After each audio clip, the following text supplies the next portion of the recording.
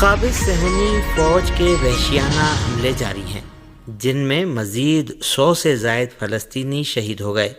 ادھر اقوام متحدہ کے ہائی کمشنر برائے انسانی حقوق نے کہا ہے کہ اسرائیل کی جانب سے غزہ میں ایمبولینسوں پر حملے اور فائرنگ جنگی جرم قرار پا سکتی ہیں۔ غزہ کی سول ڈیفنس ایجنسی نے تصدیق کی ہے کہ اسرائیلی فوج نے دارالارقم اسکول کو نشانہ بنایا، جہاں 33 فلسطینی پناہ گزین، جن میں خواتین اور بچے بھی شامل تھے، شہید ہو گئے۔ فلسطین کی مزاحمتی تنظیم حماس نے ایک بیان جاری کیا ہے جس میں غزہ میں دارالارقم اسکول پر حملے کی شدید الفاظ میں مذمت کی گئی ہے۔ دوسری جانب اقوام متحدہ کے ہائی کمشنر برائے انسانی حقوق نے کہا ہے کہ اسرائیل کی جانب سے غزہ میں ایمبولینسوں پر حملے اور فائرنگ جنگی جرم بن سکتی ہے۔ مقبوضہ فلسطین میں اقوام متحدہ کے انسانی حقوق کے ہائی کمشنر وولکر ترک نے اس حوالے سے کہا ہے کہ 2 ہفتے قبل غزہ میں 15 ڈاکٹروں اور ایمرجنسی ورکرز کی شہادت نے اسرائیلی فوج کے جنگی جرائم کے بارے میں مزید تشویش پیدا کر دی ہے۔ اقوام متحدہ کے ہائی کمشنر برائے انسانی حقوق نے مزید کہا ہے کہ ان ہلاکتوں کی آزادانہ، فوری اور مکمل تحقیقات ہونی چاہیے اور بین الاقوامی قوانین کی کسی بھی خلاف ورزی کے ذمہ داروں کو جواب دہ بنانا چاہیے۔ دریں اثنا فلسطینی میڈیا نے رپورٹ کیا ہے کہ اسرائیلی حکومت نے ایک نئے حملے میں شمالی غزہ کی پٹی میں جبالیہ کیمپ میں فلسطینی پناہ گزینوں کے لیے اقوام متحدہ کی ریلیف اینڈ ورکس ایجنسی اونروا سے منسلک ایک کلینک کو نشانہ بنایا، جہاں فلسطینی پناہ گزینوں کو رکھا گیا ہے۔ غزہ کی وزارت صحت کے مطابق اکتوبر 2023 سے جاری اسرائیلی حملوں میں اب تک 50,523 فلسطینی شہید اور 1,14,000 سے زائد زخمی ہو چکے ہیں۔ دوسری جانب اسرائیل نے غزہ کے بڑے علاقے پر قبضہ کر کے رفح اور خان یونس کے علاقوں کو جدا کرنے کے بعد اسے موراج کوریڈور کا نام دے دیا ہے۔ یاد رہے کہ 19 جنوری 2025 کو حماس اور صہیونی حکومت کے درمیان ایک معاہدے کی بنیاد پر غزہ پٹی میں جنگ بندی ہو گئی تھی، لیکن صہیونی فوج نے 8 مارچ سے غزہ پٹی کے خلاف اپنی فوجی جارحیت کا دوبارہ آغاز کر دیا ہے۔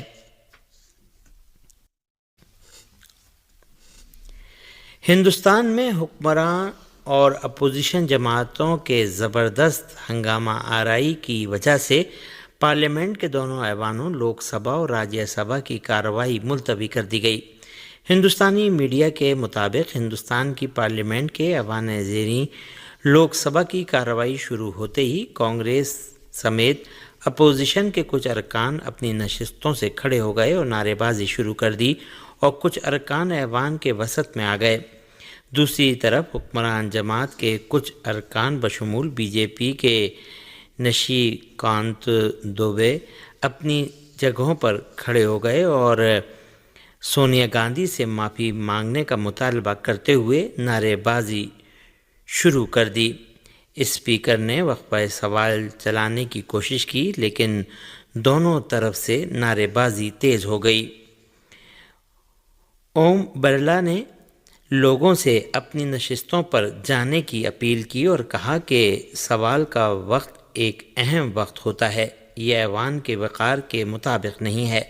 اسپیکر کی اپیل کے باوجود ہنگامہ نہیں رکا تو ایوان کی کارروائی ملتوی کر دی گئی۔ ادھر کانگریس نے اعلان کیا ہے کہ وہ وقف ترمیمی بل 2024 کو سپریم کورٹ میں چیلنج کرے گی۔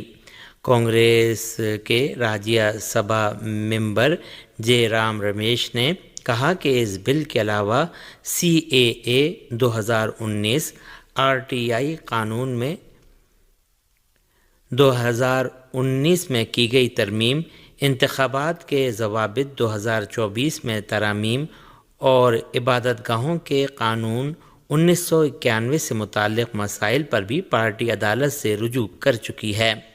قابل ذکر ہے کہ وقف ترمیمی بل پر ہندوستان میں مسلم تنظیموں کی جانب سے سخت رد عمل کا اظہار کیا جاتا رہا ہے۔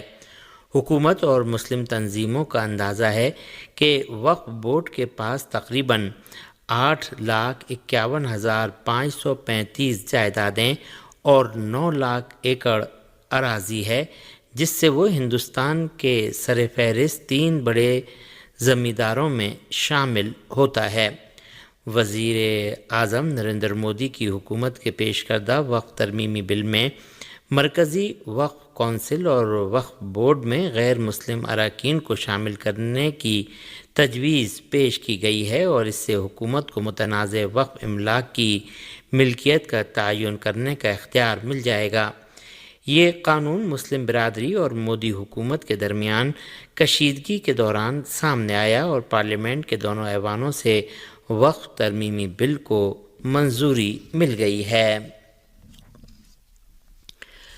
ٹل پارا چنار میں شاہراہ کی بندش کے خلاف دھرنا بدستور جاری ہے۔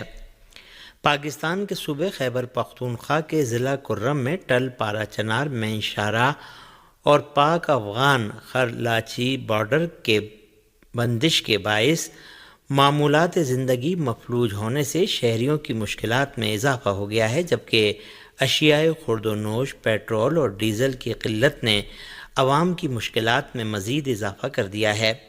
پیٹرول پمپ بند ہونے سے تعلیمی ادارے بند پڑے ہیں، جبکہ بلیک میں فی لیٹر پیٹرول 600 سے 800 روپے میں فروخت ہو رہا ہے۔ ٹل پارا چنار میں شاہراہ کی بندش کے خلاف 34 دنوں سے پریس کلب کے سامنے دھرنا جاری ہے اور ان کا مطالبہ ہے کہ مین شاہراہ کو عام آمد و رفت کے لیے کھولا جائے۔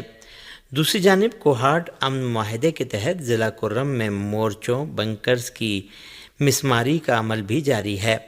ضلعی انتظامیہ کے مطابق فریقین کے چھوٹے اور بڑے بنکرز کو مرحلہ وار گرایا جا رہا ہے تاکہ علاقے میں دیرپا اور پائیدار امن قائم کیا جا سکے۔ اعداد و شمار کے مطابق اب تک اپر کرم میں 635 بنکرز جبکہ لوئر کرم میں 353 بنکرز مسمار کیے جا چکے ہیں۔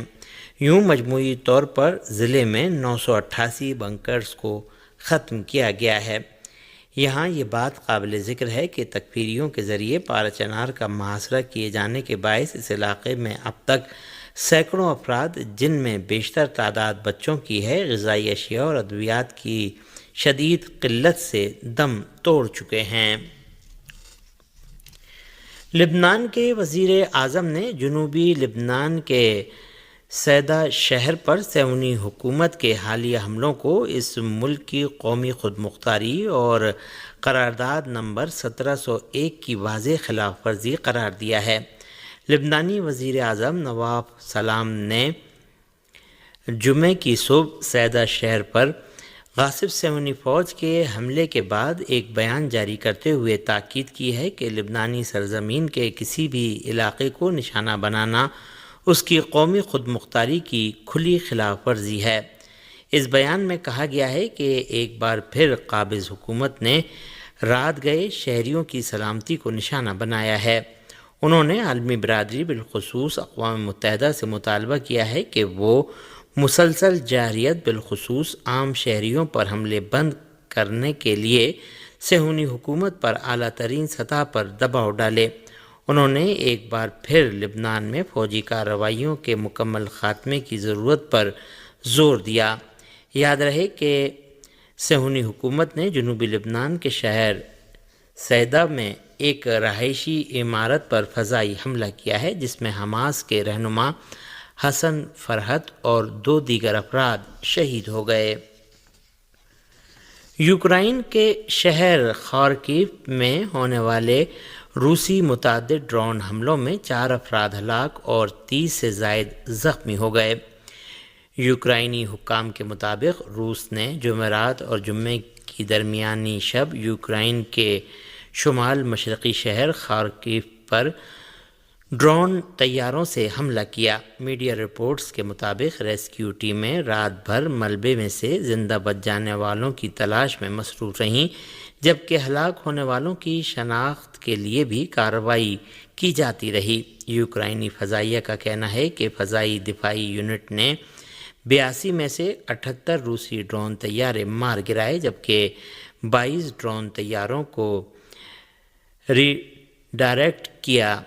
روس نے بھی یوکرائنی فضائیہ کے دعوے کو مسترد کرتے ہوئے اعلان کیا ہے کہ روس کا یہ حملہ جوابی اقدام ہے۔